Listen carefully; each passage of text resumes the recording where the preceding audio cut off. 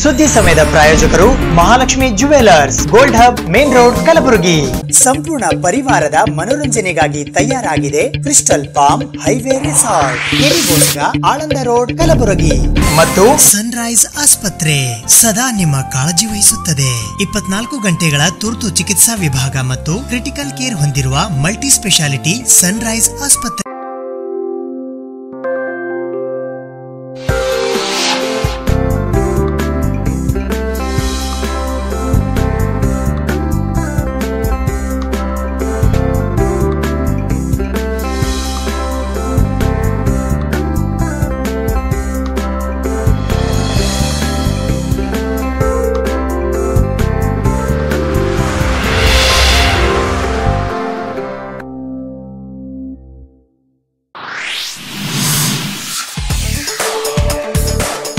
ಇಂದು ಅಂತಾರಾಷ್ಟ್ರೀಯ ಮಹಿಳಾ ದಿನಾಚರಣೆ.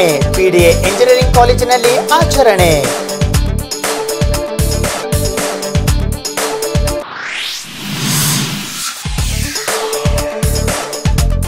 ಬಡವರಿಂದ ದೂರವಾಗುತ್ತಿರುವ ರಾಜಕಾರಣ ಮತ್ತು ಮಾಧ್ಯಮ. ಪತ್ರಕರ್ತರ ಸಮ್ಮೇಳನದಲ್ಲಿ ಜೆಡಿಎಸ್ ರಾಜ್ಯಾಧ್ಯಕ್ಷ ಎಚ್ ವಿಶ್ವನಾಥ್ ವಿಷಾದ.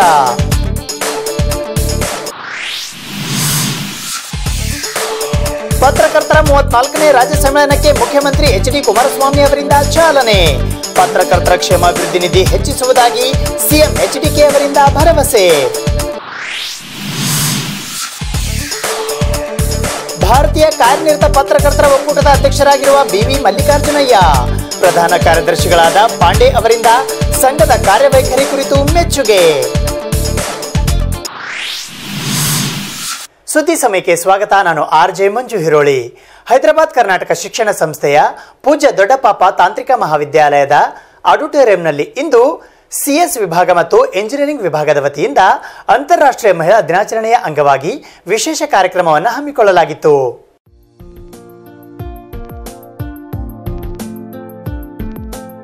ಹೈದರಾಬಾದ್ ಕರ್ನಾಟಕ ಶಿಕ್ಷಣ ಸಂಸ್ಥೆಯ ಪೂಜ್ಯ ದೊಡ್ಡಪ್ಪ ತಾಂತ್ರಿಕ ಮಹಾವಿದ್ಯಾಲಯದ ಕಂಪ್ಯೂಟರ್ ಸೈನ್ಸ್ ಮತ್ತು ಎಂಜಿನಿಯರಿಂಗ್ ವಿಭಾಗದ ವತಿಯಿಂದ ಅಂತಾರಾಷ್ಟ್ರೀಯ ಮಹಿಳಾ ದಿನಾಚರಣೆ ಕಾರ್ಯಕ್ರಮವನ್ನು ಶುಕ್ರವಾರ ದಿನಾಂಕ 8ನೇ ಮಾರ್ಚ್ 2019 ಬೆಳಿಗ್ಗೆ 9:30 ಗಂಟೆಗೆ PDA college of engineering campus ನಲ್ಲಿರುವ ಸ್ಟೂಡೆಂಟ್ ಆಕ್ಟಿವಿಟಿ ಸೆಂಟರ್ ನ ಆಡಿಟೋರಿಯಂನಲ್ಲಿ ಹಮ್ಮಿಕೊಳ್ಳಲಾಗಿತ್ತು.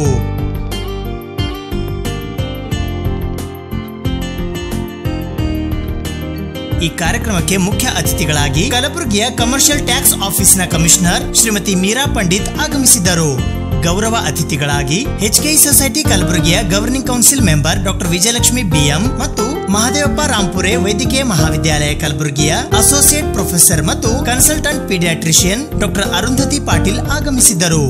ಅಧ್ಯಕ್ಷತೆಯನ್ನು ಪಿಡಿಎ ಕಾಲೇಜ್ ಆಫ್ ಎಂಜಿನಿಯರಿಂಗ್ ನ ಪ್ರಾಂಶುಪಾಲರಾದ ಡಾಕ್ಟರ್ ಎಸ್ ಹೆಬ್ಬಾಳ ವಹಿಸಿದ್ದರು.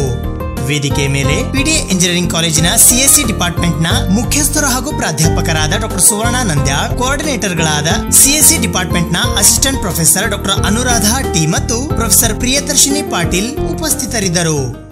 ಬಂದ ವಿಜ್ಞಾನಕಲ್ ಹಿಂದಿರುಷನ ಬೇಗ ತೋರೋ ತೋರೋ ಸುಂದರ ಗಣಪತಿ ಬಂದ ವಿಜ್ಞಾನಕಲ್ ಹಿಂದಿರುಷನ ಬೇಗ ತೋರೋ ತೋರೋ ಪಾಲಯ ಪಾಲಯ Parvati ತನಯ ಪಾಶಾನ್ ಕುಶಧರ ಜಿಯ ಪಾಲಯ ಪಾಲಯ Parvati ತನಯ ಪಾಶಾನ್ ಕುಶಧರ ಜಿಯ ಪಾಲಯ ಪಾಲಯ Parvati ತನಯ ಪಾಶಾನ್ ಕುಶಧರ ಜಿಯ ಪಾಶಾನ್ ಕುಶಧರ ಜಿಯ. So International Women's Day, so we have planned it for on 7th and 8th March. Yesterday we have conducted various events for girls and women's faculty and the staff members. Today we all have gathered here for the celebration of Women's Day. So a woman is called as a Paripurna in herself, as the word says. So on this occasion, so we have assembled here to celebrate this event and to make the participation to provide the opportunity for all the women and the faculty and the staff members to take participation in all other events. On this occasion, it's my pleasure to welcome Chief Guest of today's function, Srimati Meera Pandit, Deputy Commissioner, Commercial Tax Office, Kalaburgi. Actually, Madam was very busy in her official works. So, in spite of busy schedule, Madam has agreed for our call. So, Madam is here with us. So, thank you very much, Madam. So, I welcome wholeheartedly the Meera Pandit Madam. ಮೊದಲಿಗೆ ಜ್ಯೋತಿ ಬೆಳಗಿಸುವ ಮೂಲಕ ಕಾರ್ಯಕ್ರಮಕ್ಕೆ ಚಾಲನೆ ನೀಡಲಾಯಿತು. ತದನಂತರ ಕಾರ್ಯಕ್ರಮಕ್ಕೆ ಆಗಮಿಸಿದ ಎಲ್ಲ ಅತಿಥಿ ಗಣ್ಯರಿಗೂ ಶಾಲು ಹೊದಿಸಿ ಪುಷ್ಪಗುಚ್ಛ ನೀಡಿ ಸತ್ಕರಿಸಲಾಯಿತು.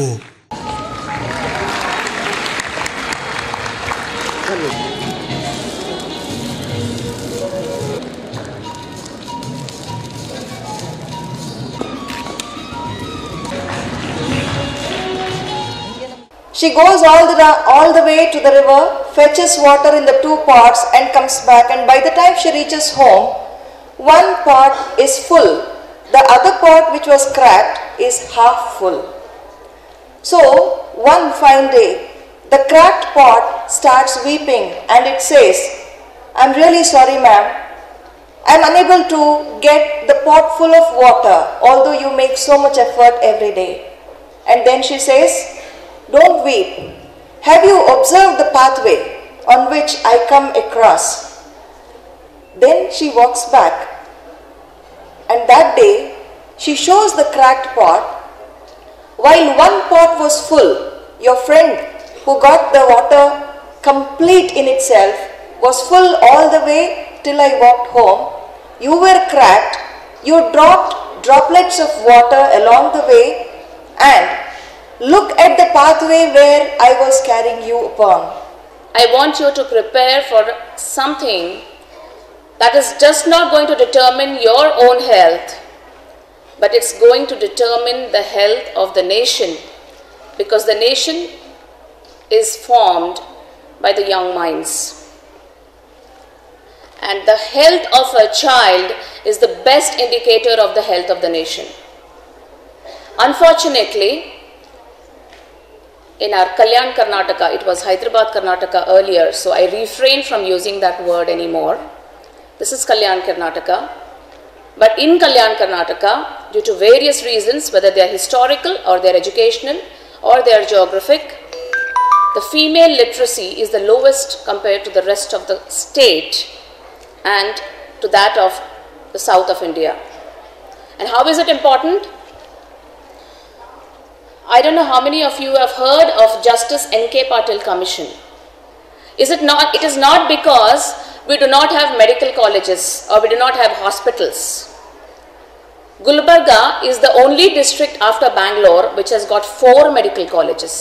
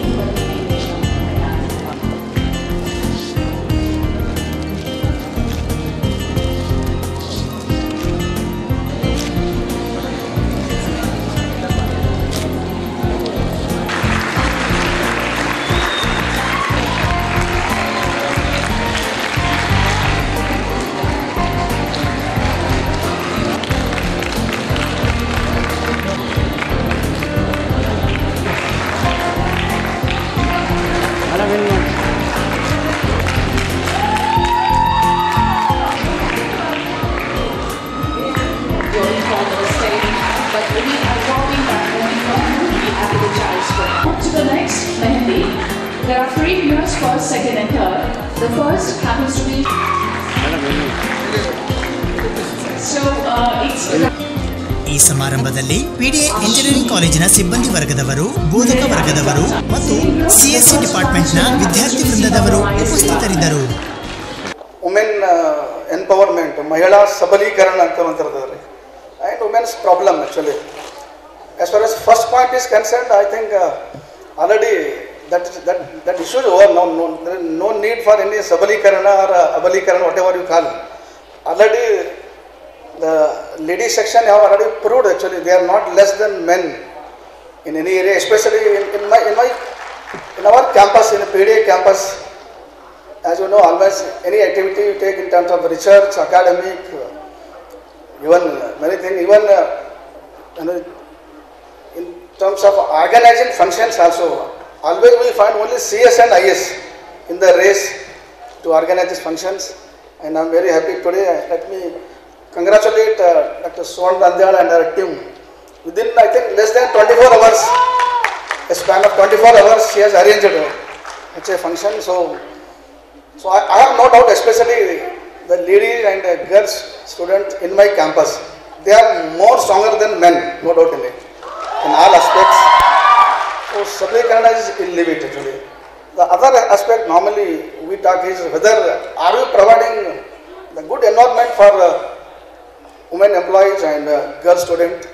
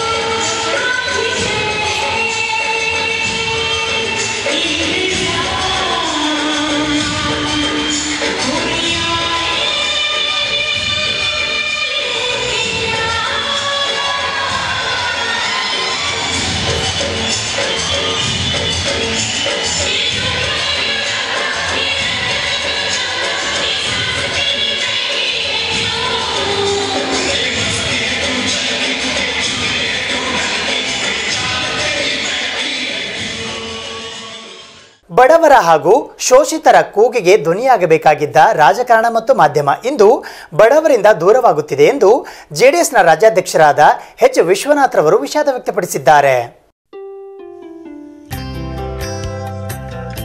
ಬಡವರ ಶೋಷಿತರ ಪರವಾಗಿ ಧ್ವನಿ ಎತ್ತಬೇಕಿದ್ದ ರಾಜಕಾರಣ ಹಾಗೂ ಮಾಧ್ಯಮ ಇಂದು ಆಶೋತ್ತರಗಳಿಂದ ದೂರವಾಗಿದೆ ಎಂದು ಜೆಡಿಎಸ್ ರಾಜ್ಯಾಧ್ಯಕ್ಷರಾದ ಶಾಸಕ ಎಚ್ ವಿಶ್ವನಾಥ್ ವಿಷಾದಿಸಿದ್ದಾರೆ. ಅವರು ನಂಜನಗೂಡು ತಾಲೂಕಿನ ಸುತ್ತೂರಿನಲ್ಲಿ ರಾಜ್ಯ ಕಾರ್ಯನಿರತ ಪತ್ರಕರ್ತರ ಸಂಘ ಹಾಗೂ ಜಿಲ್ಲಾ ಪತ್ರಕರ್ತರ ಸಂಘವು ಹಮ್ಮಿಕೊಂಡಿದ್ದ ಪತ್ರಕರ್ತರ 34ನೇ ರಾಜ್ಯ ಸಮ್ಮೇಳನ ಉದ್ಘಾಟನಾ ಸಮಾರಂಭದಲ್ಲಿ ಮಾಧ್ಯಮ ಹಾಗೂ ರಾಜಕಾರಣದ ಕುರಿತು ಮೊದಲ ಗೋಷ್ಠಿಯಲ್ಲಿ ಮಾತನಾಡಿದರು. ಪತ್ರಿಕೋದ್ಯಮದ ಇಂದಿನ ಸ್ಥಿತಿಗೆ ಬೆಳಕು ಚೆಲ್ಲಿದ ಅವರು ಟೀಕೆ ಮಾಡುವವರೇ ಟೀಕೆಗೆ ಒಳಗಾದರೆ ಹೇಗೆ? ಸುದ್ದಿಯೇ ಸಂಪಾದಕೀಯವಾದರೆ ಏನರ್ಥ?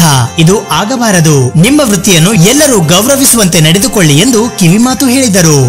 ಅರಿಯದೆ ಯಾರು ಹೆಸರು ಮಾಡೋದು ಬಿಟ್ಟಿದ್ರೆ ದಯಮಾಡಿ ಕ್ಷಮಿಸಿ. ಕಾರ್ಯಕ್ರಮವನ್ನ ನಡೆಸಬೇಕು ಅಂತ ಹೇಳಿ ವಿನಂತಿಸುತ್ತೇನೆ. ನಮಸ್ಕಾರ. ಶಾಸಕ ಮಧುಸ್ವಾಮಿಯವರು ಮಾತನಾಡಿ, ಮೊದಲು ವೃತ್ತಿ ಗೌರವ ಕಾಪಾಡಿಕೊಳ್ಳಿ. ರಾಜಕಾರಣಿಗಳ ದಾರಿಗೆ ಕನ್ನಡಿಯಾಗಬೇಕಿದ್ದ ನೀವು ನೈಜ ನಾಯಕತ್ವವನ್ನ ಟೊಳ್ಳು ಮಾಡದೆ ಅದಕ್ಕೆ ಶಕ್ತಿ ತುಂಬುವ ಕೆಲಸ ಮಾಡಿ. ತನಿಖಾ ಪತ್ರಿಕೋದ್ಯಮ ಇಂದು ಕಾಣೆಯಾಗುತ್ತಿದೆ. ರಾಜಕಾರಣ ಹಾಗೂ ಸಮಾಜ ಹಸನಾಗಬೇಕಾದರೆ ಪತ್ರಿಕೋದ್ಯಮ ಸುಸ್ಥಿತಿಯಲ್ಲಿರಬೇಕು. ಎಲ್ಲಾ ರಂಗಗಳಲ್ಲೂ ಎಲ್ಲರೂ ಕೆಟ್ಟವರಲ್ಲ. ಇರಬಹುದಾದ ಒಳ್ಳೆಯವರನ್ನ ಹುಡುಕಿ ಪ್ರೋತ್ಸಾಹಿಸಿ. ಇಲ್ಲವಾದರೆ ಪ್ರಜಾಪ್ರಭುತ್ವವೇ ಅಪಾಯಕ್ಕೆ ಸಿಲುಕುತ್ತದೆ ಎಂದು ಕಿವಿಮಾತು ಹೇಳಿದರು. ಬಹುಶಃ ಯಾವುದೇ ಪುರಾಣ ಮತ್ತು ಸಾಹಿತ್ಯಕ್ಕೂ ಕೂಡ ಕಡಿಮೆ ಇಲ್ಲದ ರೀತಿಯಲ್ಲಿ ಅದನ್ನು ಕೂಡಿಟ್ಟುಕೊಳ್ತಕ್ಕಂಥ ಕೆಲಸವನ್ನ ನೀವು ಬರೀತಕ್ಕಂಥ ಅಂಕಣಗಳಿರ್ಬೋದು. ನೀವು ಬರೀತಕ್ಕಂಥ ಅಂಕಣಗಳ ಮುಖಾಂತರ ಎಷ್ಟು ಜ್ಞಾನ ವೃತ್ತಿ ಮಕ್ಕಳಿಗಾಗುತ್ತೆ, ಜನಸಾಮಾನ್ಯರಿಗೆ ಆಗುತ್ತೆ. ಇಂತೆಲ್ಲ ಕಾರಣಗಳಿಂದ ಜನರ ಜ್ಞಾನ ವೃತ್ತಿಯನ್ನ ವೃದ್ಧಿ ಮಾಡ್ತಕ್ಕಂಥ ಕೆಲಸವನ್ನು ತಾವು ಮಾಡ್ತಾ ಇದ್ರಿ ಮತ್ತು ಸಂವಹನ ಕಾರ್ಯಕ್ರಮವನ್ನು ಕೂಡ ಅಷ್ಟೇ ಮುಖ್ಯವಾಗಿ ಮಾಡ್ತಾ ಇದ್ರಿ. ಆದರೆ ಅದರ ಜೊತೆಯಲ್ಲಿ ನಿಮ್ಮ ಕಷ್ಟಗಳು ಕೂಡ ಬೆಟ್ಟದಷ್ಟು ಇರ್ತಕ್ಕಂಥದ್ದು. ಆ ಎಲ್ಲ ಕಷ್ಟಗಳನ್ನು ಕೂಡ ಹೋಗಲಾಡಿಸಿಕೊಂಡು ನಿಮ್ಮ ಮನೆಯವರನ್ನು ಕೂಡ ಚಂದ ನೋಡಿಕೊಂಡು ಸಮಾಜವನ್ನು ಕೂಡ ಸುಸ್ಥಿತಿಯಲ್ಲಿ ಇರ್ತಕ್ಕಂಥ ಕೆಲಸವನ್ನು ಮಾಡ್ತಾ ಇರ್ತಕ್ಕಂಥ ನಿಮಗೆ ಭಗವಂತ ಒಳಿತನ್ನು ಮಾಡಿ 34ನೇ ಪತ್ರಕರ್ತರ ರಾಜ್ಯ ಸಮ್ಮೇಳನ ಅದ್ಭುತವಾಗಿ 2 ದಿನಗಳ ಕಾಲ ಮೂಡಿಬರಲಿ. ಎಲ್ಲ ಗೋಷ್ಠಿಗಳು ಚಂದವಾಗಿ ಮೂಡಿಬಂದು ಇದು ಜ್ಞಾನದ ಆರಾಮವನ್ನು ವಿಸ್ತಾರಗೊಳಿಸಿಕೊಳ್ತಕ್ಕಂಥ ಕಾರ್ಯ ಇದಾಗಲಿ. ನಿಮ್ಮೆಲ್ಲರ ಕಷ್ಟ ಸುಖಗಳನ್ನು ಹಂಚಿಕೊಳ್ಳುವ ಈ ಕಾರ್ಯ ಇದು ಸಮ್ಮೇಳನದ ಮುಖಾಂತರ ಆಗಲಿ ಎಂಬ ಮಾತನ್ನು ಈ ಸಂದರ್ಭದಲ್ಲಿ ಹೇಳಿ ಈ ಕಾರ್ಯಕ್ರಮಕ್ಕೆ ಬರಲಿಕ್ಕೆ ಅವಕಾಶವಾದದ್ದಕ್ಕೆ ಭಗವಂತನಿಗೆ ನಮಿಸಿ ನನ್ನ ಮಾತುಗಳನ್ನು ಮುಗಿಸ್ತೇನೆ. ಜೈ ಶ್ರೀರಾಮ್. ಭಾರತೀಯ ಕಾರ್ಯನಿರತ ಪತ್ರಕರ್ತರ ಒಕ್ಕೂಟದ ಅಧ್ಯಕ್ಷರಾದ ಬಿವಿ ಮಲ್ಲಿಕಾರ್ಜುನಯ್ಯ ಅವರು ಪತ್ರಕರ್ತರ ಸಂಘದ ಇತಿಹಾಸ ಮತ್ತು ಅದು ಬೆಳೆದು ಬಂದ ದಾರಿಯ ಕುರಿತು ಮಾತನಾಡಿ, ವೃತ್ತಿಯ ಮೇಲೆ ಜನತೆ ಅಪಾರವಾದ ವಿಶ್ವಾಸವಿಟ್ಟಿದ್ದು ಅದನ್ನು ಉಳಿಸಿಕೊಳ್ಳುವುದು ನಮ್ಮ ನಿಮ್ಮೆಲ್ಲರ ಹೊಣೆಗಾರಿಕೆ. ವೃತ್ತಿ ಗೌರವ ಕಾಪಾಡಿಕೊಳ್ಳದಿದ್ದಲ್ಲಿ ಪ್ರಜಾಪ್ರಭುತ್ವದ 4ನೇ ಅಂಗವೆನಿಸಿದ ನಾವೇ ಅಂಗಹೀನರಾಗಬೇಕಾದೀತು ಎಂದು ಮಾರ್ಮಿಕವಾಗಿ ನುಡಿದರು. ಪತ್ರಕರ್ತರ ಮೇಲೆ ಅನೇಕ ಕಡೆ ಹಲ್ಲೆ ನಡೆಯುತ್ತಾ ಇದೆ. ಆ ಹಲ್ಲೆಗಳಿಗೆ ಹಿಂದೆ ಮಹಿಳೆಯರಿದ್ದಾಗ ಒಂದು ಕಾನೂನ ತಂದು ಎಲ್ಲ ಕೇಸುಗಳನ್ನ ಸಿಒಡಿಗೆ ತನಿಖೆ ವಹಿಸಬೇಕು. ಆ ಸಿಒಡಿಯಲ್ಲಿ ಇವಾಗ ಸ್ವತಂತ್ರ ವ್ಯಕ್ತಿ, ಒಬ್ಬ ಜಿಲ್ಲಾಧಿಕಾರಿ ಹಾಗೂ SP ಮತ್ತು ಪತ್ರಿಕಾ ಸಂಘದ ಅಧ್ಯಕ್ಷರಿರಬೇಕು. ಅವರ ನಿಷ್ಪಕ್ಷಪಾತ ತನಿಖೆ ನಡೆಸಿ ವರದಿ ಕೊಡಬೇಕು ಅಂತಿದ್ದು ಅದು ಕೈಬಿಟ್ಟು ಹೋಗಿದೆ. ಮತ್ತೆ ಅದನ್ನ ಜಾರಿಗೆ ತರುವಂತ ಕೆಲಸವನ್ನ ಈಗ ಮತ್ತೆ ಮಾಡಬೇಕಾಗಿದೆ. ಆ ಕೆಲಸವೂ ಕೂಡ ನೀವೆಲ್ಲರೂ ಕೂಡ ಪ್ರೋತ್ಸಾಹ ನೀಡಿ ಮತ್ತೆ ಸರ್ಕಾರದ ಮೇಲೆ ಒತ್ತಡ ತಂದು ಈ ಕೆಲಸವನ್ನು ಜಾರಿ ಮಾಡಬೇಕು ಹೇಳ್ತಾ, ಈ ಸಮಾವೇಶಕ್ಕೆ ಬಂದಿರತಕ್ಕಂಥ ಅಚ್ಚುಕಟ್ಟಾಗಿ ವ್ಯವಸ್ಥೆ ಮಾಡಿರ್ತಕ್ಕಂಥ ಮೈಸೂರು ಪತ್ರಕರ್ತರ ಸಂಘದ ಎಲ್ಲ ಪದಾಧಿಕಾರಿಗಳಿಗೆ ಹಾಗೂ ಕರ್ನಾಟಕ ಕಾರ್ಯರತ ಪತ್ರಕರ್ತರ ಸಂಘದ ಎಲ್ಲ ಪದಾಧಿಕಾರಿಗಳಿಗೆ ಈ ಒಂದು ಸಂದರ್ಭದಲ್ಲಿ ನಾನು ಆರ್ಥಿಕ ಅಭಿನಂದನೆಯನ್ನು ಸಲ್ಲಿಸಿ ನನ್ನ ಹೆಚ್ಚು ಮಾತಾಡಲಿಕ್ಕೆ ಕಾಲಾವಕಾಶ ಕಡಿಮೆ ಅಂತ ಹೇಳ್ತಾ ಇದ್ದಾರೆ. ಹಾಗಾಗಿ ನನ್ನ ಮಾತುಗಳನ್ನು ಮುಗಿಸ್ತೇನೆ. ಜೈ ಹಿಂದ್, ಜೈ ಕರ್ನಾಟಕ. ಸಾಧ್ವಿ ಸುದ್ದಿಕೋಶ ಇದೀಗ ಪುಸ್ತಕ ರೂಪದಲ್ಲಿ ಮೂಡಿ ಬಂದಿದೆ. ಅದರ ಲೋಕಾರ್ಪಣೆಯನ್ನ ಮಾನನೀಯ ಸಚಿವರು ಶ್ರೀ GT ದೇವೇಗೌಡ ಅವರು ದಯಮಾಡಿ ಸಾಥ್ ಮಾಡಿಕೊಡ್ಬೇಕಾಗಿ ಕೋರುತ್ತೇನೆ. ಜೆಡಿಎಸ್ ವಕ್ತಾರರಾದ ರಮೇಶ್ ಬಾಬು ಅವರು ಮಾತನಾಡಿದರು. ಉನ್ನತ ಶಿಕ್ಷಣ ಹಾಗೂ ಜಿಲ್ಲಾ ಉಸ್ತುವಾರಿ ಸಚಿವರಾದ GT ದೇವೇಗೌಡ ಸಮ್ಮೇಳನ ಉದ್ಘಾಟಿಸಿ ಮಾತನಾಡಿದರು. ನಮ್ದೇ ಬೇರೆ ಸೆಷನ್ ಇದೆ, ನಾವು ವಿಶ್ವನಾಥ್ ಅವರು ಆ ರೀತಿ ಮಾಡಬೇಕು ಅಂತಕ್ಕಂಥವನ್ನು ಕೂಡ ಆ ರೀತಿ ಚರ್ಚೆಗಳಾಗಬೇಕು. ಅವೆಲ್ಲ ಕೂಡ ಆ ರೀತಿಯ ಒಳ್ಳೆಯ ಚರ್ಚೆಗಳಾಗಲಿ, ಒಳ್ಳೆಯ ವಿಷಯಗಳು ಹೊರ ಹೊಮ್ಮಲಿ. ಇದರಿಂದ ಪತ್ರಿಕಾ ರಂಗಕ್ಕೆ ಒಂದು ಶಕ್ತಿ, ಒಂದು ಬೆಳಕು ಚೆಲ್ತಕ್ಕಂಥ ಕೆಲಸ ಇದಾಗಬೇಕು. ಧ್ವನಿ ಇಲ್ಲದೆ ಇರ್ತಕ್ಕಂಥವ್ರಿಗೆ ಧ್ವನಿಯಾಗಿರ್ತಕ್ಕಂಥ ಈ ಪತ್ರಿಕಾ ರಂಗ ಉಳಿಯಲೇಬೇಕು, ಬೆಳೆಯಲೇಬೇಕು, ಅದನ್ನ ಶಕ್ತಿ ತುಂಬಬೇಕು. ಅದಕ್ಕೆ ಆಯುಧವಾಗಿ ತಾವಿದ್ದೀರಿ. ಆ ಮಾಡ್ತಕ್ಕಂಥ ಎಲ್ಲ ಜವಾಬ್ದಾರಿ ನಿಮ್ಮ ಮೇಲಿದೆ ಅಂತಕ್ಕಂಥದನ್ನ ಅರ್ಥ ಮಾಡ್ಕೊಂಡು ಕೆಲಸವನ್ನು ನಿರ್ವಹಿಸಿದ್ರೆ ನಿಮಗೆ ರಾಜಕಾರಣಿಗಳು ಕೂಡ ಎದುರ್ತಾರೆ, ನ್ಯಾಯಾಧೀಶರು ಕೂಡ ಎದುರ್ತಾರೆ, ಅಧಿಕಾರಿಗಳು ಕೂಡ ಎದುರ್ತಾರೆ. ಅಂತ ಒಂದು ಶಕ್ತಿ ಈ ಪತ್ರಿಕೆ, ಅಂತ ಒಂದು ಆಯುಧ ಇವತ್ತು ನಿಮ್ಮ ಕೈಯಲ್ಲಿದೆ. ಅದನ್ನು ಅರ್ಥ ಮಾಡ್ಕೊಂಡು ಬಹಳ ಯಶಸ್ವಿಯಾಗಿ ಅರ್ಥಪೂರ್ಣವಾಗಿ ಅದನ್ನು ನಿರ್ವಹಿಸುವ ಮೂಲಕ ಈ 2 ದಿನಗಳ ಸಮ್ಮೇಳನ ಯಶಸ್ವಿಯಾಗಿ ನಡೆಯಲಿ ಅಂತೇಳಿ ತಮಗೆಲ್ಲರೂ ಕೂಡ ನನ್ನ ಶುಭಾಶಯಗಳನ್ನು ಕೋರಿ ನನ್ನ ಮಾತನ್ನು ಮುಗಿಸ್ತೇನೆ. ಜೈ ಹಿಂದ್, ಜೈ ಕರ್ನಾಟಕ. ಶತಮಾನಗಳ ಇತಿಹಾಸದಿಂದ ನಮ್ಮ ಪತ್ರಿಕೋದ್ಯಮ, ಪತ್ರಿಕಾ ರಂಗ ನಡೀತಾ ಇದೆ. ಇವತ್ತು ಯಾವುದೇ ಒಬ್ಬ ಮನುಷ್ಯನನ್ನ ಮುಗುಲೆತ್ತರಕ್ಕೆ ಕೊಂಡೊಯ್ಯಬಹುದು, ಪಾತಾಳಕ್ಕೆ ತರಬಹುದು ಅಂತ ಇದ್ರೂ ಸಹ ಅದು ನಮ್ಮ ಪತ್ರಿಕಾ ರಂಗದಿಂದ ಮಾತ್ರ ಸಾಧ್ಯ. ಆದ್ರಿಂದ ನಿಮಗೆ ನಿಮ್ಮದೇ ಆದಂತ ಶಕ್ತಿ ಇದೆ, ಸಾಮರ್ಥ್ಯ ಇದೆ. ಅದನ್ನ ಸರಿಯಾದ ರೀತಿಯಲ್ಲಿ ಬಳಸಿಕೊಂಡು ನಮ್ಮ ಸಮಾಜಕ್ಕೆ ಒಳ್ಳೆಯದು ಮಾಡೋ ನಿಟ್ಟಿನಲ್ಲಿ ತಾವೆಲ್ಲರೂ ಸಹ ಕಾರ್ಯಪ್ರವೃತ್ತರಾಗಬೇಕು ಅಂತ ಹೇಳ್ತಾ ಈ ಸಂದರ್ಭದಲ್ಲಿ ನನ್ನನ್ನು ಕರೆಸಿ ವೇದಿಕೆ ಮೇಲೆ ಮಾತನಾಡಲಿಕ್ಕೆ ಅವಕಾಶವನ್ನು ಮಾಡಿಕೊಟ್ಟಂತ ಈ ಒಂದು ಸಮ್ಮೇಳನದ ಎಲ್ಲ ಪದಾಧಿಕಾರಿಗಳಿಗೆ, ಇಲ್ಲಿ ಬಂದಿರತಕ್ಕಂಥ ನಮ್ಮ ದೇಶ ವಿದೇಶಗಳಿಂದ ಬಂದಿರತಕ್ಕಂಥ ನಮ್ಮ ಪತ್ರಿಕಾ ರಂಗದ ಎಲ್ಲ ಪ್ರತಿನಿಧಿಗಳಿಗೆ ನಾನು ಶುಭಾಶಯಗಳನ್ನ ಕೋರ್ತಾ ನನ್ನ ಮಾತನ್ನು ಮುಗಿಸ್ತೀನಿ.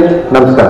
ಸತ್ಯ, ನ್ಯಾಯ, ಧರ್ಮ, ಅನ್ನ, ಅಕ್ಷರ, ಆರೋಗ್ಯಕ್ಕೆ ಹೆಸರಾದಂತ ಈ ಸುಕ್ಷೇತ್ರದಲ್ಲಿ ಈ ಕಾರ್ಯಕ್ರಮ ನಡೀತಾ ಇರ್ತಕ್ಕಂಥದ್ದು ಬಹಳ ಸಂತೋಷ.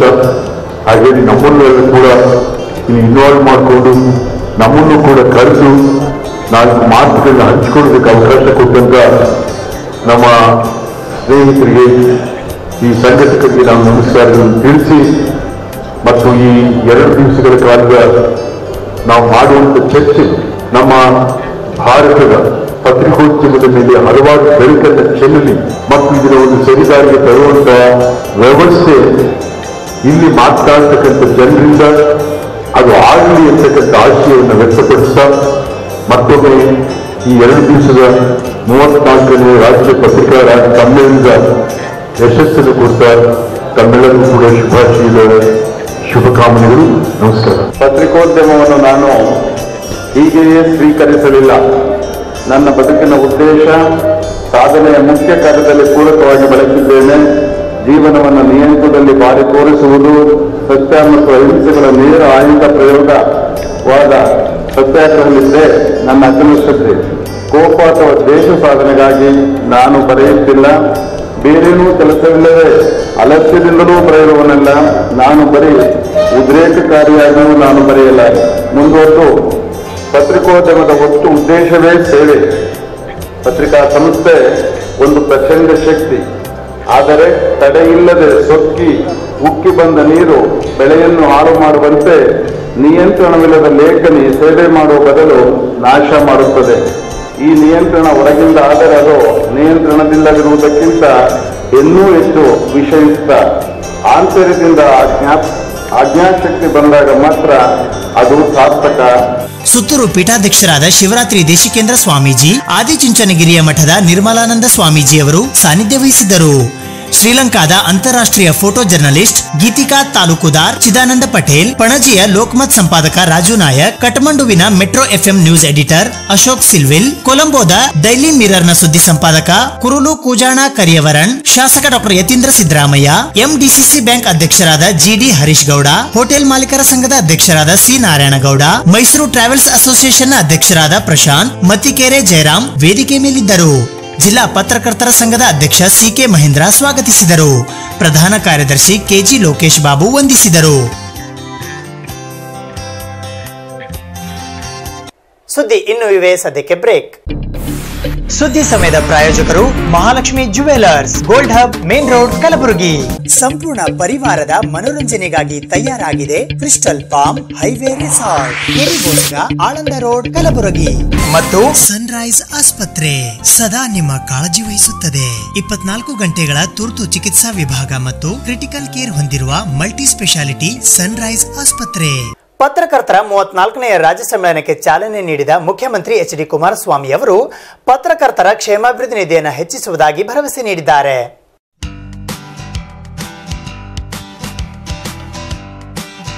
ರಾಜ್ಯ ಕಾರ್ಯನಿರತ ಪತ್ರಕರ್ತರ ಸಂಘ, ಜಿಲ್ಲಾ ಪತ್ರಕರ್ತರ ಸಂಘದ ಸಹಯೋಗದೊಂದಿಗೆ ಸುತ್ತೂರು ಶ್ರೀ ಕ್ಷೇತ್ರದಲ್ಲಿ 2 ದಿನಗಳ ಕಾಲ ಹಮ್ಮಿಕೊಂಡಿದ್ದ ಪತ್ರಕರ್ತರ 34ನೇ ರಾಜ್ಯ ಸಮ್ಮೇಳನಕ್ಕೆ ಸಂಭ್ರಮದ ಚಾಲನೆ ದೊರೆತಿತ್ತು. ಸಮ್ಮೇಳನಕ್ಕೆ ಸುತ್ತೂರು ಮಠದ ಶ್ರೀಗಳಾದ ಶಿವರಾತ್ರಿ ದೇಶಿಕೇಂದ್ರ ಸ್ವಾಮೀಜಿ, ಆದಿಚುಂಚನಗಿರಿ ಮಠದ ಶ್ರೀ ನಿರ್ಮಲಾನಂದ ಸ್ವಾಮೀಜಿಯವರು ಚಾಲನೆ ನೀಡಿದರು. ಬಳಿಕ ಮಾಧ್ಯಮ ಮತ್ತು ರಾಜಕಾರಣ, ಸಮೂಹ ಮಾಧ್ಯಮ, ಸ್ವಯಂ ನೀತಿ ಸಂಹಿತೆ ಕುರಿತು ವಿಚಾರಗೋಷ್ಠಿ ನಡೆದವು. ಇದಕ್ಕೂ ಮುನ್ನ ವಸ್ತು ಪ್ರದರ್ಶನವನ್ನು ಶ್ರೀ ನಿರ್ಮಲಾನಂದ ಸ್ವಾಮೀಜಿಯವರು ಹಾಗೂ ಜಿಲ್ಲಾ ಉಸ್ತುವಾರಿ ಸಚಿವರಾದ ಜಿಟಿ ದೇವೇಗೌಡ ಅವರು ಉದ್ಘಾಟಿಸಿದರು. ಈ ವಸ್ತು ಪ್ರದರ್ಶನದಲ್ಲಿ ಹಳೆಯ ಕಾಲದ ಟಿವಿಗಳು, ಅಚ್ಚುಮೊಳೆ ಮುದ್ರಣ ಯಂತ್ರ, ಆಕಾಶವಾಣಿಯ ಹಳೆಯ ಕಾಲದ ಯಂತ್ರೋಪಕರಣಗಳು, ಗ್ರಾಮಾಫೋನ್, ಹಳೆಯ ಕ್ಯಾಮೆರಾಗಳು, ಫೋಟೋ ಪ್ರದರ್ಶನ, ವ್ಯಂಗ್ಯ ಚಿತ್ರಗಳು, ಸ್ವಾತಂತ್ರ್ಯ ಪೂರ್ವದ ಪತ್ರಿಕೆಗಳಾದ ಸಾಧ್ವಿ, ಮೈಸೂರು ಪತ್ರಿಕೆಗಳ ಪ್ರದರ್ಶನ ಗಮನ ಸೆಳೆಯಿತು. ಮೊದಲ ದಿನ ದೇಶದ ವಿವಿಧ ರಾಜ್ಯ ಹಾಗೂ ವಿದೇಶದ ಪತ್ರಕರ್ತರು ಸಾಕ್ಷಿಯಾದರು.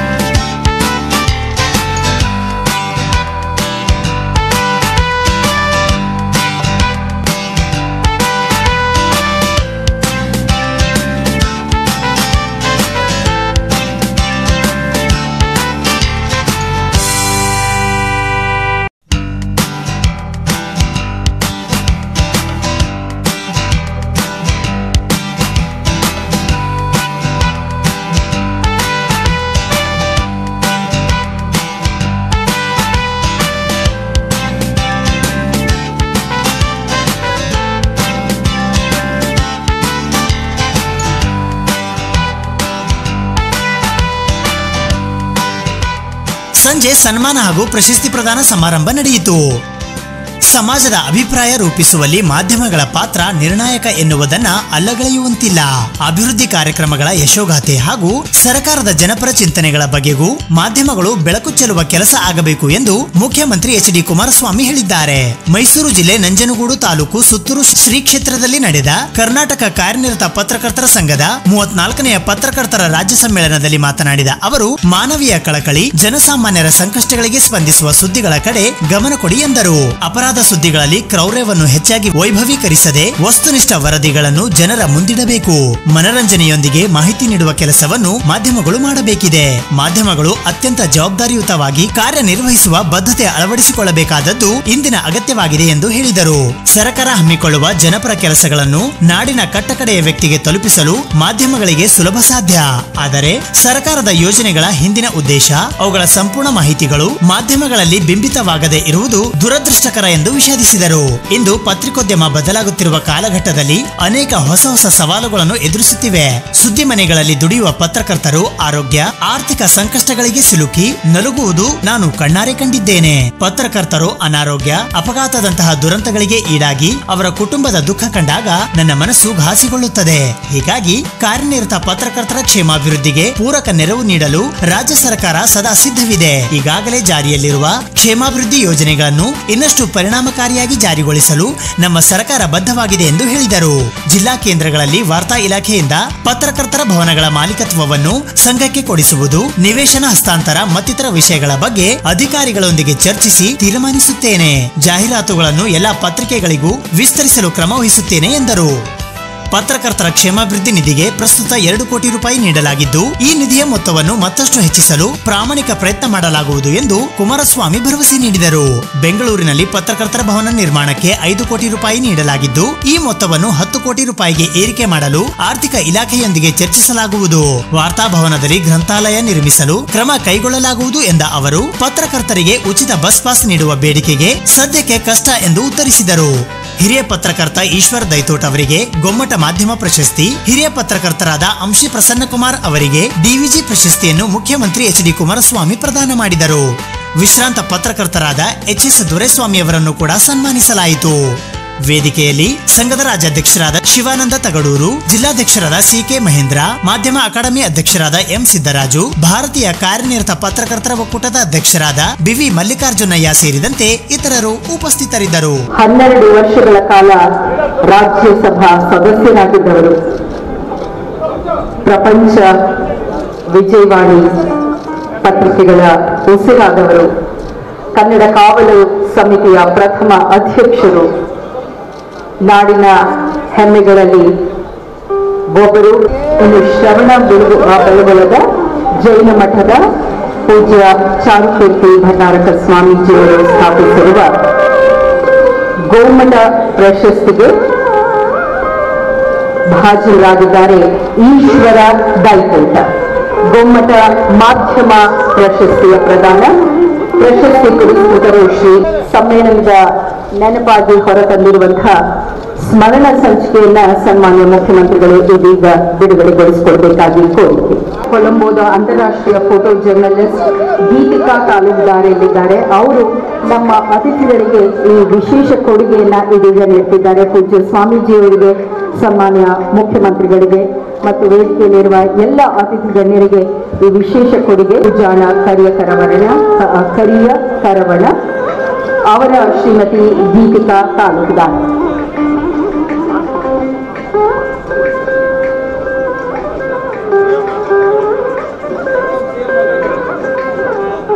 ಜಿಲ್ಲಾ ಕೇಂದ್ರಗಳಲ್ಲಿ ಇರುವಂತ ಎಲ್ಲ ಮಾಧ್ಯಮ ಮಾನ್ಯತೆ ಹೊಂದಿರುವಂತ ಮಾಧ್ಯಮ ಪತ್ರಕರ್ತರಿಗೆ ಮೀಡಿಯಾ ಕಿಟ್ ಕೊಡುವಂತ ಇರ್ರೆಸ್ಪೆಕ್ಟಿವ್ ಕ್ಯಾಸ್ಟ್ ಎಲ್ಲರಿಗೂ ಕೊಡುವಂತ ವ್ಯವಸ್ಥೆಯನ್ನ ಮಾಡಬೇಕು ಅಂತ ಹೇಳಿ ಈ ಸಂದರ್ಭದಲ್ಲಿ ನಮ್ಮ ಸನ್ಮಾನ್ಯ ಮುಖ್ಯಮಂತ್ರಿಗಳನ್ನ ವಿನಂತಿಯನ್ನ ಮಾಡ್ಕೊಳ್ತಾ, ವಿಶೇಷವಾಗಿ ಮಾಧ್ಯಮಗಳ ನಮ್ಮ ಪತ್ರಕರ್ತರು ಎಲ್ಲರೂ ಬೇರೆ ಕಡೆ ಕಾರ್ಯನಿರ್ವಹಣೆ ಮಾಡೋ ಸಂದರ್ಭದಲ್ಲಿ ಹಲ್ಲೆಗಳಾಗ್ತಾ ಇದೆ.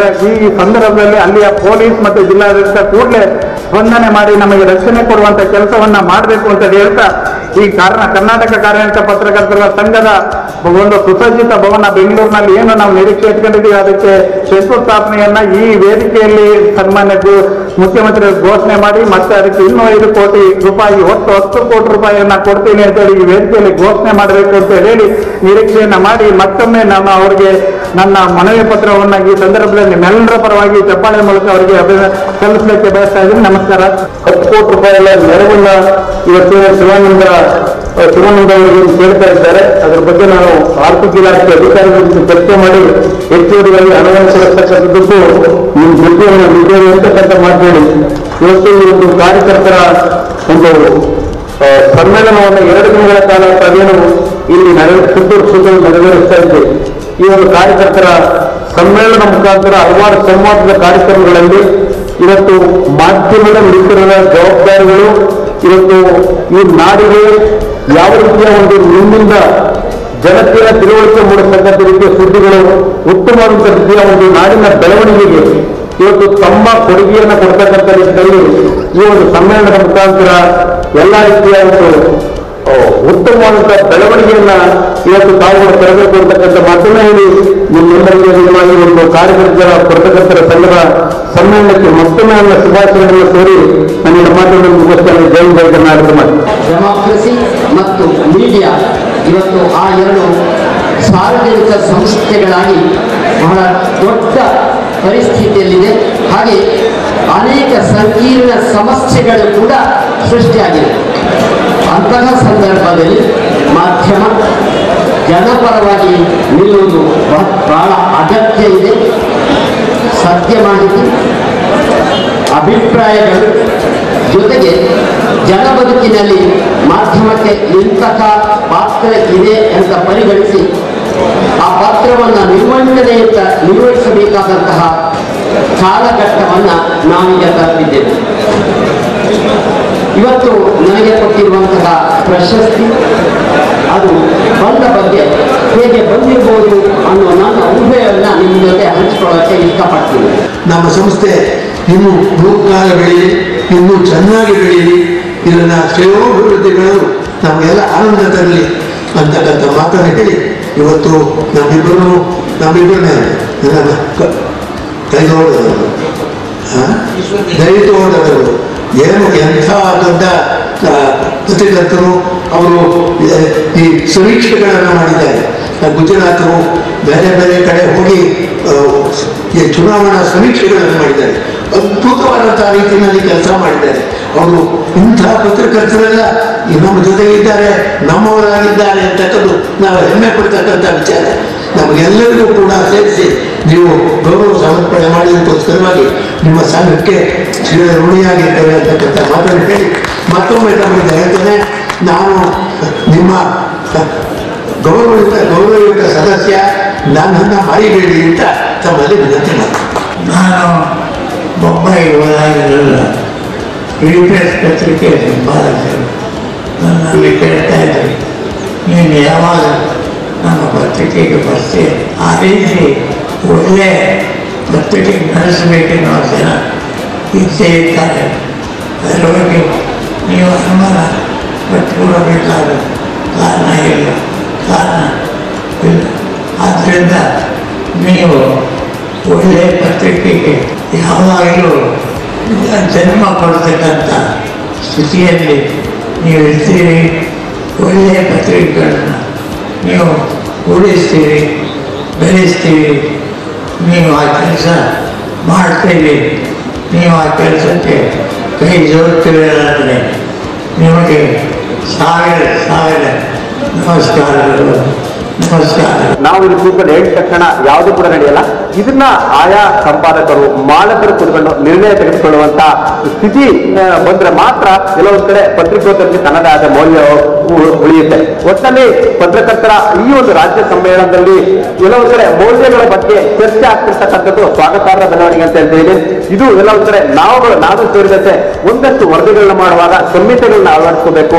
ರಾಜಕಾರಣಿಗಳು ಮತ್ತು ನಾವುಗಳು ಒಂದು ನಾಣ್ಯದ ಮುಖಗಳಿದ್ದಂಥ ಸಂದರ್ಭದಲ್ಲಿ ಅವರ ಒಂದು ಮುಖವನ್ನು ಕೂಡ ನಾವು ಅನಾವರಣ ಮಾಡ್ತೀವಿ. ಅದೇ ರೀತಿ ಇನ್ನೊಂದು ಮುಖವನ್ನು ಅನಾವರಣ ಮಾಡುವಾಗ ಅದರ ಹಿನ್ನೆಲೆ ಮತ್ತು ಮುನ್ನೆಲೆ ತಿಳ್ಕೊಂಡು ಮಾಡಬೇಕಾಗಿದ್ದು ಕೂಡ ನಮ್ಮ ಕರ್ತವ್ಯ. ಒಟ್ಟಲ್ಲಿ ಒಳ್ಳೆ ಒಂದು ಡಿಬೇಟ್ ಅನ್ನ ಇಟ್ಕೊಂಡಿದ್ದಾರೆ. ಈ ಡಿಬೇಟ್ ಬರೀ ಇಲ್ಲಿಗೆ ನಿಲ್ಬಾರ್ದು. ಎಲ್ಲ ಒಂದ್ ಕಡೆ ನಾವು ನಮ್ಮಗಳನ್ನೊಳಗಡೆ ಏನಿದೆ ಅನ್ನೋದನ್ನ ಅರಿತು ಮುಂದಿನ ದಿನಗಳಲ್ಲಿ ವರದಿ ಮಾಡಲಿಕ್ಕೆ ಅನುವಾಗುವಂತ ರೀತಿ ಈ ಸಮ್ಮೇಳನ ಯಶಸ್ವಿಯಾಗಲಿ ಅಂತ ಹೇಳ್ತಾ ನನ್ನ ಮಾತುಗಳನ್ನ ಮುಗಿಸಿದ್ದೀನಿ. Thank you. ಇಂತಹ ಸುಳ್ಳು ಸುದ್ದಿಗಳನ್ನ ನಂಬಿಬಿಟ್ರೆ ನಾಳೆ ನಮ್ಮ 2 ಜನರೇಷನ್ಸ್ ಆಚೆಗೆ ಯೋಚನೆ ಮಾಡಿ ನಮ್ಮ ಮಧ್ಯೆ ಏನ್ ಉಳಿತಿರುತ್ತೆ. ಈ ಎಲ್ಲ ಕಳಕಳಿ ಜೊತೆ ನಾನು ಹೇಳಲಿಕ್ಕೆ ಇಷ್ಟಪಡ್ತೀನಿ, ಸುಳ್ಳು ಸುದ್ದಿಗಳ ರವಾನೆ ಅದು ಪತ್ರಿಕಾ ಮಾಧ್ಯಮದವರು ಅಥವಾ ಟೆಲಿವಿಷನ್ ಅವರು ಮಾಡ್ತಿದ್ದಾರೆ ಅನ್ನೋದಕ್ಕಿಂತ ಹೆಚ್ಚು ಸೋಷಿಯಲ್ ಮೀಡಿಯಾ ಮಾಡ್ತಾ ಇದೆ. ಈ ಬಗ್ಗೆ ನಾವು ಎಚ್ಚರ ತಗೋಬೇಕು. ಅದಕ್ಕೆ ಸ್ವಯಂ ನೀತಿ ಸಂಹಿತೆ ಒಂದ್ ಕಡೆ ಆದ್ರೆ ಖಂಡಿತವಾಗಿಯೂ ನಾನು ಪರಿಭಾವಿಸ್ಕೊತೀನಿ. ಅದಕ್ಕೆ ಒಂದು ಸುಭದ್ರವಾದಂತಹ ನೀತಿ ಸಮಿತಿಯನ್ನು ಕೂಡ ಸರ್ಕಾರ ಮಾಡಬೇಕು ಅಂತ ನಾನು ಅನ್ಕೊತೀನಿ. ಸರ್ಕಾರದ ಇಂಟರ್ವೆನ್ಷನ್ ಬೇಕು. ನೋಡಿ, ಪ್ರಸಾರ ಭಾರತಿಯಲ್ಲಿ ಕೆಲಸ ಮಾಡಿದವಳು ನಾನು. ಪ್ರಸಾರ ಭಾರತೀಯ ಚಾನೆಲ್ಗಳಲ್ಲಾಗ್ಲಿ ಅದರ ಯಾವುದೇ ಮುಖಪತ್ರಿಕೆಗಳಲ್ಲಾಗ್ಲಿ ನೀವು ಸಮಾಜವನ್ನು ವಿಭಜಿಸುವ, ವಿಚಿತ್ರಗೊಳಿಸುವ, ಸಮಾಜಕ್ಕೆ ಮಾರಕವಾಗುವಂತಹ ಏನನ್ನೂ ನಾವು ಕೊಡೋದಿಲ್ಲ. ಕಡೆ ಪಕ್ಷ ನಿಮ್ಗೊಂದು ಸೆನ್ಸೇಷನ್ ಉಂಟು ಮಾಡುವಂಥದ್ದನ್ನು ಕೊಡೋದಿಲ್ಲ. ನಿಮ್ಗೆ ಅನ್ಸೋದು ನಾನು ರಂಜನೀಯವಾದಂಥದ್ದು ಏನನ್ನೂ ಜಾಸ್ತಿ ಕೊಡೋದಕ್ಕಾಗೋದಿಲ್ಲ. It's not yielding to a quality democracy, and reasons are two. One, market forces which would never like you to change the logic part of society, quality collective consciousness of society. So they have sought to it. The market forces have ensured that every youth of this country would say Sachin ka chhakka, sixer by Sachin, or Rakhi Sawant's dance, so that his thought process is completely fossilized. Imagine a potato chips which is sold at the rate of 400 rupees a kilo. My mother used to make it just at the rate of 10 rupees per kilo those days, hardly 20 years ago. But now market forces have ensured that Uncle Chips becomes your habit.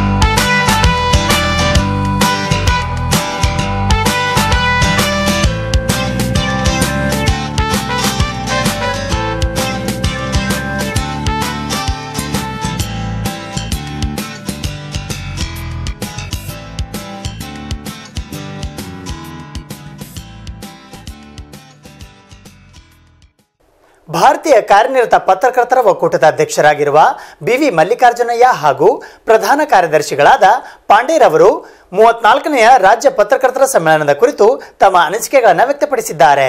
ಪತ್ರಕರ್ತರ ಸಂಘದ ಇತಿಹಾಸ ಮತ್ತು ಅದು ಬೆಳೆದು ಬಂದ ದಾರಿಯ ಕುರಿತು ಭಾರತೀಯ ಕಾರ್ಯನಿರತ ಪತ್ರಕರ್ತರ ಒಕ್ಕೂಟದ ಅಧ್ಯಕ್ಷರಾದ ಬಿವಿ ಮಲ್ಲಿಕಾರ್ಜುನಯ್ಯ ಅವರು ಮಾತನಾಡಿದರು. 34ನೇ ಸಮ್ಮೇಳನವನ್ನು ಸುತ್ತೂರಿನಲ್ಲಿ ನಡೆಸಿದ್ದಾರೆ. ಬಹುಶಃ ಹಿಂದೆ ಎಲ್ಲೂ ನಡೆದಿರತಕ್ಕಂಥ ರೀತಿಯಲ್ಲಿ ಈ ಸಮ್ಮೇಳನವನ್ನು ವ್ಯವಸ್ಥೆ ಮಾಡಿದ್ದಾರೆ. ಡಿಜಿಟಲೀಕರಣದ ಪರಿಪೂರ್ಣ ಮಹತ್ವವನ್ನು ಮತ್ತು ಅದರ ಎಲ್ಲ ಪರಿಣಾಮಗಳನ್ನು ಬಳಸಿಕೊಂಡು ಎಲ್ಲರಿಗೂ ಕೂಡ ನೆರವಾಗೋ ರೀತಿಯಲ್ಲಿ ಬಂದವರಿಗೆ ರಿಜಿಸ್ಟ್ರೇಷನ್ನು, ವಸತಿ ಮತ್ತು ಎಲ್ಲವನ್ನೂ ಕೂಡ ಡಿಜಿಟಲೀಕರಣ ಮೂಲಕ ಮಾಡಿದ್ದಾರೆ. ಹಾಗಾಗಿ ಸಮ್ಮೇಳನದಲ್ಲಿ ಇರ್ತಕ್ಕಂಥ ವಿಚಾರ ಸಂಕಿರಣಗಳಂತೂ ವ್ಯಾಪತಿಯಂತೂ ವಿಪರೀತ. ನನಗೆ ಮೊದಲು ಇನ್ವಿಟೇಷನ್ ನೋಡಿದಾಗ ಅನ್ನಿಸ್ತು ಇಷ್ಟೊಂದು ಜನ ಇಷ್ಟೊಂದು ಮಾಡೋಕ್ಕಾಗತ್ತೆ ಅಂತ. ಆದರೆ ಅದು ಮಾಡಿ ತೋರಿಸಿದ್ದಾರೆ. ಇದು ನಿಜವಾಗೂ ಕೂಡ ಒಂದು ಎಲ್ಲ ಸಮ್ಮೇಳನಗಳಿಗಿಂತ ಒಂದು ಅದ್ಭುತವಾದ ಸಮ್ಮೇಳನವಾಗಿ ಪರಿಣಮಿಸಿದೆ ಅಂತೇಳಿ ನಾನಾದರೂ ಭಾವಿಸಿದ್ದೇನೆ. ಅದಕ್ಕೆ ಅದರ ಪದಾಧಿಕಾರಿಗಳು ಅಮೇಜಿಂಗ್ ಅಂತ ಹೇಳಿದರೆ ತಪ್ಪಲ್ಲ ಅಂತ ನಾನು ತಿಳ್ಕೊಂಡಿದ್ದೀನಿ. ಈ ಸಮ್ಮೇಳನ ಅಮೇಜಿಂಗ್ ಆಗಿತ್ತು ಅಂತ ಹೇಳಿ ತಪ್ಪಲ್ಲ. ಈ ಪದಾಧಿಕಾರಿಗಳು ಮೈಸೂರಿನಲ್ಲಿರ್ತಕ್ಕಂಥ ಸಂಘದ ಅಧ್ಯಕ್ಷರು, ನಮ್ಮ ರಾಜ್ಯ ಸಂಘದ ಶಿವಾನಂದ ತಗಡೂರವರು ಹಾಗೂ ಪದಾಧಿಕಾರಿಗಳು, ಪ್ರಧಾನ ಕಾರ್ಯದರ್ಶಿ ಎಲ್ಲರೂ ಕೂಡ ಶ್ರಮ ಇದೆ. ಮುಖ್ಯಮಂತ್ರಿಗಳಿಂದ ಹಿಡಿದು ಎಲ್ಲರೂ ಬಂದಿದ್ದಾರೆ. ಹಾಗಾಗಿ ಈ ಸಮ್ಮೇಳನ ಯಶಸ್ವಿಯಾಗಿದೆ. ಇದು ಒಂದು ಮಾದರಿಯಾಗಿ ಇಟ್ಟುಕೊಂಡು ಮುಂದೆ ಸಮ್ಮೇಳನ ಮಾಡ್ತಕ್ಕಂಥವ್ರು ಇದನ್ನೇ ಒಂದು ರೀತಿಯಲ್ಲಿ ಮಾದರಿಯಾಗಿ ಇಟ್ಟುಕೊಂಡು ಮಾಡಿದರೆ ಬಹುಶಃ ನಮ್ಮ ಕರ್ನಾಟಕದಲ್ಲಿ ಪತ್ರಿಕಾ ಸಮ್ಮೇಳನಗಳು ಈ ರೀತಿಯೂ ನಡೆಯುತ್ತಾ ಅನ್ನೋ ಒಂದು ಭಾವನೆಯನ್ನು ಉಂಟಿಸೋದಕ್ಕೆ ಸಾಧ್ಯ ಆಗುತ್ತೆ ಅಂಥೇಳಿ ನಾನಾದರೂ ಭಾವಿಸ್ತೇನೆ. ಇದಕ್ಕೆ ಎಲ್ಲ ಜಿಲ್ಲೆಗಳಿಂದ, ಎಲ್ಲ ತಾಲೂಕುಗಳಿಂದ ನಮ್ಮ ಎಲ್ಲ ಜಿಲ್ಲಾ ಅಧ್ಯಕ್ಷರುಗಳು, ಪ್ರತಿನಿಧಿಗಳು ಹಾಗೂ ಪದಾಧಿಕಾರಿಗಳು ಬಂದಿದ್ದಾರೆ. ಅವರೆಲ್ಲ ಪ್ರೋತ್ಸಾಹ ಕೊಟ್ಟಿದ್ದಾರೆ. ಮತ್ತು ಅವರು ಕೂಡ ಭಾಳ ದೂರದಿಂದ ಬೆಳಗಾಂ ಇರ್ಬೋದು, ಗುಲ್ಬರ್ಗ ಇರ್ಬೋದು, ಬಿಜಾಪುರ ಇರ್ಬೋದು, ಕೊಪ್ಪಳ ಇರ್ಬೋದು, ಅಥವಾ ತುಮಕೂರು ಇರ್ಬೋದು, ಈ ಕಡೆ ಚಾಮರಾಜನಗರ ಇರ್ಬೋದು, ಎಲ್ಲರೂ ಬಂದಿದ್ದಾರೆ. ಅವರಿಗೆಲ್ಲರಿಗೂ ಕೂಡ ನಿಜವಾಗ್ಲೂ ಶುಭ ಆಗಲಿ. ಈ ಸಮ್ಮೇಳನ ನಡೀತಕ್ಕಂಥ ವಿಚಾರಗಳನ್ನು ನೀವು ಮನನ ಮಾಡಿಕೊಂಡು ಮುಂದಿನ ದಿನಗಳಲ್ಲಿ ಇಲ್ಲಿ ಏನು ನಡೀತಾ ಇದೆ, ಈ ವಿಚಾರಗಳ ಮನನ ಆಗಿದೆ, ಅದನ್ನು ಜೀವನದಲ್ಲಿ ರೂಢಿಸ್ಕೊಳ್ತಕ್ಕಂಥ ಒಂದು ಕೆಲಸವನ್ನು ನೀವು ಮಾಡಿಕೊಂಡ್ರೆ ಬಹುಶಃ ನಮ್ಮ ಕ್ಷೇತ್ರ ಚೆನ್ನಾಗಿ ಅಭಿವೃದ್ಧಿ ಆಗುತ್ತೆ. ಮತ್ತು ಯಾರೂ ಕೂಡ ಇದಕ್ಕೆ ಬಗ್ಗೆ ಚಕಾರ ಎತ್ತದ ರೀತಿಯಲ್ಲಿ ಆಗುತ್ತೆ. ಎಲ್ಲರೂ ಕೂಡ ಏನು ಪತ್ರಿಕಾ ಅಂತಂದರೆ ಈಗ ಒಂದು ಮುರಿಯುವಂಥ ಒಂದು ಕೆಲಸ ಮಾಡ್ತಿದ್ದಾರೆ. ಆ ಮೂಗು ಮುರಿಯೋ ಕೆಲಸವನ್ನು ನಿಲ್ಲಿಸ್ತಕ್ಕದಕ್ಕೆ ಒಂದು ಮಾದರಿ ಆಗಬೇಕು. ಇತ್ತೀಚಿನ ದಿನಗಳಲ್ಲಿ ವೈಭವೀಕರಿಸೋದ್ರ ಮೂಲಕ ಎಲೆಕ್ಟ್ರಾನಿಕ್ ಮೀಡಿಯಾಗಳು ನಮ್ಮ ಘನತೆಯನ್ನು ಕಮ್ಮಿ ಮಾಡಲಿಕ್ಕೆ ಪ್ರಯತ್ನ ಮಾಡ್ತಿದ್ದಾವೆ. ಆದರೆ ಅದು ವಾಸ್ತವ ಸ್ಥಿತಿಯನ್ನು ಹೇಳೋ ಸ್ಪೀಡ್ನಲ್ಲಿ ಅನೇಕ ತಪ್ಪುಗಳಾಗ್ತವೆ. ಆದರೆ ಆ ತಪ್ಪುಗಳನ್ನೇ ದೊಡ್ಡದು ಮಾಡೋದಕ್ಕಿಂತ ಹೆಚ್ಚಾಗಿ ಸ್ಥಿತಿಯನ್ನು ಯಥಾವತ್ತಾಗಿ ಹೇಳ್ತಕ್ಕಂಥ ಕೆಲಸವನ್ನು ಮಾಡೋದ್ರಿಂದಾಗಿ ನಿಮಗೆಲ್ಲರೂ ಕೂಡ ಇದು ಆದರ್ಶವಾಗಿರಲಿ. ಇಂಥ ಕೆಲಸವನ್ನು ನೀವೆಲ್ಲರೂ ಮಾಡಬೇಕು. ನೀವೆಲ್ಲರೂ ಕೂಡ ಇದರಲ್ಲಿ ಭಾಗಿಯಾಗಬೇಕು. ಮುಂದಿನ ದಿನಗಳಲ್ಲೂ ಕೂಡ ನೀವು ಸಮ್ಮೇಳನಗಳಲ್ಲಿ ಭಾಗವಹಿಸಿ ಇಲ್ಲಿಯ ನಡೀತಕ್ಕಂಥ ವಿಚಾರಗಳನ್ನು ಮನನ ಮಾಡ್ಕೊಳ್ತಕ್ಕಂಥ ಪ್ರಯತ್ನವನ್ನು ಮಾಡಬೇಕು ಅಂಥೇಳಿ ನಾನು ಈ ಸಂದರ್ಭದಲ್ಲಿ ಹೇಳ್ತಾ ಎಲ್ಲರಿಗೂ ಕೂಡ ಭಾಗವಹಿಸಿದ ಎಲ್ಲರಿಗೂ ಕೂಡ ಅನಂತ ಕೃತಜ್ಞತೆಗಳನ್ನು ಅರ್ಪಿಸ್ತೇನೆ. ಇದೇ ವೇಳೆ ಭಾರತೀಯ ಕಾರ್ಯನಿರತ ಪತ್ರಕರ್ತರ ಒಕ್ಕೂಟದ ಪ್ರಧಾನ ಕಾರ್ಯದರ್ಶಿಗಳಾದ ಪಾಂಡೆರವರು ಕೂಡ ಈ 34ನೇ ರಾಜ್ಯ ಸಮ್ಮೇಳನದ ಕುರಿತು ತಮ್ಮ ಅನಿಸಿಕೆಗಳನ್ನು ವ್ಯಕ್ತಪಡಿಸಿದರು. की तरफ से अपनी शुभकामनाएं देता हूं. इस अवसर पर जो मीडिया और डिजिटलाइजेशन पर एक सेमिनार आयोजित हुआ, वह एक अच्छा संदेश गया है पूरे देश में कि किस ढंग से डिजिटल मीडिया देश में एक क्रांति ले आ रहा है. अभी की स्थिति ये थी कि अखबारों में कोई चीज़ छपती थी, 24 घंटे बाद हमको वो बात पहुंचती थी. टीवी चैनल्स में भी जो बात आती थी वो देरी से पहुंचती थी, लेकिन उसमें सबका से नहीं होता था. लेकिन डिजिटल मीडिया, जिसको आजकल सोशल मीडिया के नाम से भी जानते हैं, वो एक ऐसी चीज़ है जो सबको पत्रकार बना दिया है. सारे लोग पत्रकार हैं, सारे लोग एडिटर हैं और सब लोग अपनी बात को कह सकते हैं, जिसको पूरे देश के लोगों को सुनना पड़ेगा अगर उसमें अच्छाई हो. बस केवल हमको Indian federation of working journalist की तरफ से एक ही बात कहनी है, जिस हमारे अध्यक्ष मल्लिकार्जुनिया जी यहाँ उपस्थित हैं, कि इसमें कोई चौकीदार नहीं है. जो आप लिखिए वो सारी चीज़ें छपेंगी. इस नाते कई चीज़ें अनवेरीफाइड होती हैं, सही नहीं होती हैं, फेक होती हैं. वो सारी की सारी चीज़ें आपके सामने चली जाती हैं. कम से कम एक ऐसा नियम बनना चाहिए कि कोई भी आदमी कुछ भी लिखता है वो वेरीफाई किया जाना चाहिए. वेरिफिकेशन के बाद वो सोशल मीडिया में आए तो उसकी विश्वसनीयता बढ़ेगी. नहीं तो इसके कारण तमाम पत्रकारों की विश्वसनीयता पर एक तरह से आँच आ रही है. मैं इन्हीं शब्दों के साथ ये बात कहना चाहता हूँ कि डिजिटल मीडिया का स्वागत किया जाना चाहिए, लेकिन इसको रेगुलेट करने की भी ज़रूरत है. अभी ये चौथी जो सम्मेलन रहा, आपको कैसा लगा? ये सम्मेलन मैंने कहा ना कि इसका हमको खुले दिल के साथ 34 सम्मेलन जो था, इसको हमको खुली दिल से इसका स्वागत करना चाहिए. और ये एक नई चीज़ है. मैं आपको बताऊं कि पूरे देश में इस ढंग से सम्मेलन नहीं आयोजित किए जा रहे हैं, क्योंकि ये एक तरह के एजुकेशन है. तमाम पत्रकारों के लिए एक शिक्षा का काम करेगी और वो शिक्षित होंगे, वो इस चीज़ को जानेंगे कि कैसे हमको अपनी जिम्मेदारियों का आभास होगा. और यही चीज़ मैं चाहता हूं कि पूरे देश में तमाम शाखाएं, तमाम राज्य इकाइयाँ इस चीज़ को आयोजित करें, जिससे वहाँ के सारे पत्रकारों को इस बारे में आभास हो सके कि किस ढंग से हम अपनी विश्वसनीयता बनाए रखते हैं और किस ढंग से ज़्यादा इसका उपयोग जनहिताय, देश हिताय, समाज हिताय कर सकते हैं. ಸುದ್ದಿ ಸಮಯದ ಪ್ರಾಯೋಜಕರು Mahalakshmi jewellers, gold hub, main road, Kalaburagi. ಸಂಪೂರ್ಣ ಪರಿವಾರದ ಮನೋರಂಜನೆಗಾಗಿ ತಯಾರಾಗಿದೆ ಕ್ರಿಸ್ಟಲ್ ಪಾಮ್ ಹೈವೇ ರೆಸಾರ್ಟ್, ಕೆರಿಗೋಸ್ಗ, ಆಳಂದ ರೋಡ್, ಕಲಬುರಗಿ. ಮತ್ತು ಸನ್ರೈಸ್ ಆಸ್ಪತ್ರೆ ಸದಾ ನಿಮ್ಮ ಕಾಳಜಿ ವಹಿಸುತ್ತದೆ. 24 ಗಂಟೆಗಳ ತುರ್ತು ಚಿಕಿತ್ಸಾ ವಿಭಾಗ ಮತ್ತು ಕ್ರಿಟಿಕಲ್ ಕೇರ್ ಹೊಂದಿರುವ ಮಲ್ಟಿ ಸ್ಪೆಷಾಲಿಟಿ ಸನ್ರೈಸ್ ಆಸ್ಪತ್ರೆ.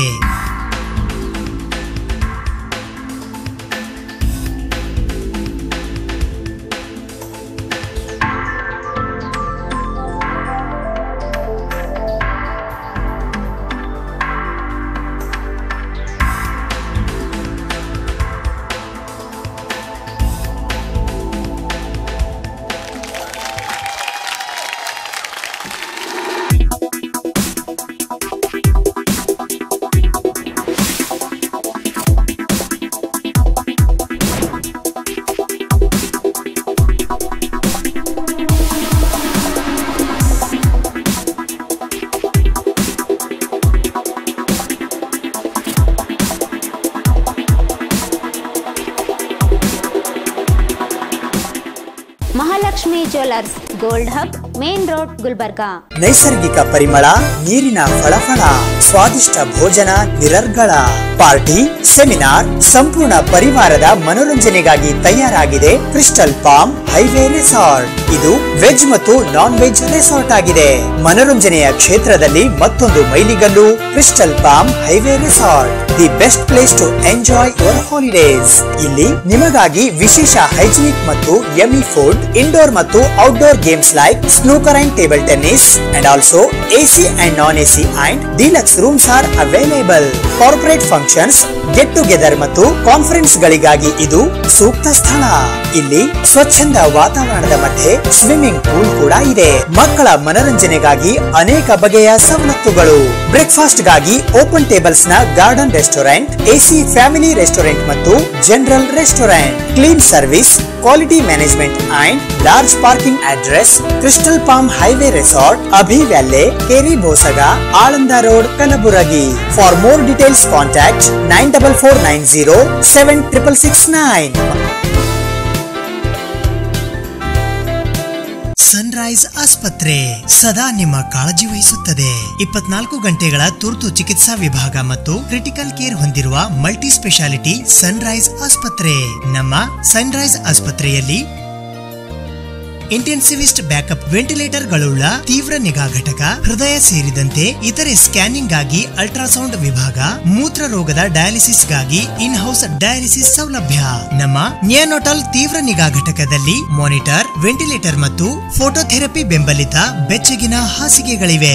ಲ್ಯಾಪ್ರೋಸ್ಕೋಪಿ ಮತ್ತು ಕ್ರಾನಿಟಾಮಿ ಪ್ರಕ್ರಿಯೆಯ ಸಿ ಆರ್ಮ್ ಮತ್ತು ಇತರೆ ಸಲಕರಣೆಗಳುಳ್ಳ ಸುಸಜ್ಜಿತವಾದ ಆಪರೇಷನ್ ಥಿಯೇಟರ್, ದಿನವಿಡೀ ಇಂಟೆನ್ಸಿವಿಸ್ಟ್ ಬ್ಯಾಕಪ್ ಇರುವ 24 ಗಂಟೆಗಳ ಟ್ರಾಮಾ ಮತ್ತು ಕ್ರಿಟಿಕಲ್ ಕೇರ್ ನ ಕ್ಯಾಜುಯಾಲಿಟಿ, ಆಕ್ಸಿಜನ್ ಮತ್ತು ಬಾತ್ರೂಮ್ಗಳನ್ನ ಒಳಗೊಂಡ ವಿಶಾಲವಾದ ಡಿಲಕ್ಸ್ ಕೋಣೆಗಳು ಹಾಗೂ ವೈದ್ಯರು ಮತ್ತು ಶುಶ್ರೂಷಕರನ್ನ ಹೊಂದಿರುವ ಮಕ್ಕಳ ವಾರ್ಡ್ ಲಭ್ಯವಿದೆ. ನಮ್ಮ ವಿಳಾಸ ಸನ್ರೈಸ್ ಆಸ್ಪತ್ರೆ, ಸರಕಾರಿ ITI ಎದುರುಗಡೆ, MSK ಮಿಲ್ ರಸ್ತೆ, ಕಲಬುರಗಿ.